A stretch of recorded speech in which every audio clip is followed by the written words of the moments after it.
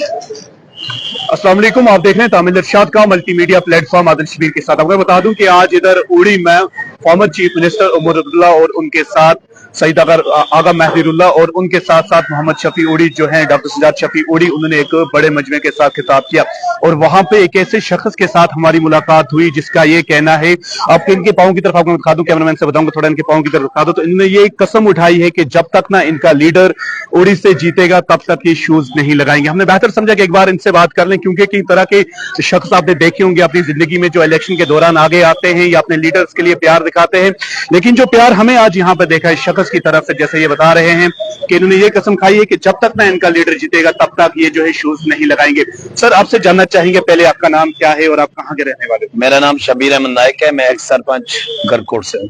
कितना समय हो गया आपको कि आप जूता नहीं लगा रहे हो और कब ये लगाओगे वापस? पिछले 3 दिन से शुरू किया और इंशाल्लाह तब तक नहीं लगाऊंगा जब तक सज्जाद शफी उड़ी का लीडर नहीं बनेगा। उड़ी से जीतेगा नहीं इंशाल्लाह। 8 तारीख को हमें उम्मीद है कि वो भारी अक्सरियत से जीतेंगे। ये जूता ना लगाकर चलना, इससे क्या होता है, क्या मैसेज दूसरों को जाती है, इससे आप बताना क्या चाहते हैं? मैं ये बताना चाहता हूँ उड़ी के नौजवानों को कि जो बेरोजगार नौजवान है उन्हें आगे आना होगा, उन्हें बीजेपी से बचना होगा, उन्हें प्रॉक्सी कैंडिडेट से अपने आप को बचाना होगा।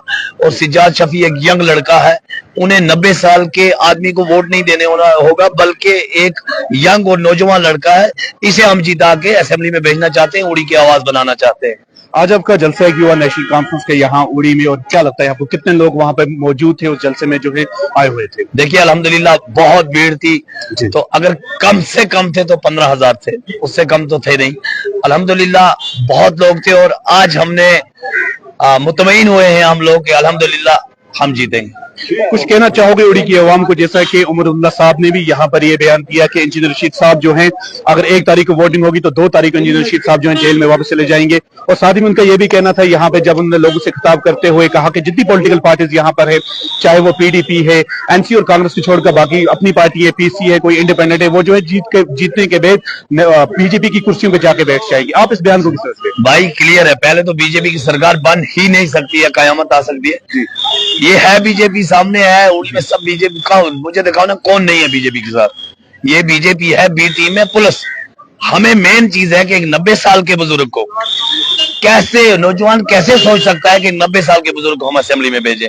नौजवान लीडर है, लोगों के काम करेगा। हाँ, मैं उड़ी के नौजवानों को पैगाम देता हूँ, अगर ये 5 साल में काम नहीं करेगा तो अगली बार उठा के फेंक देंगे, नहीं करेंगे लोग सपोर्ट।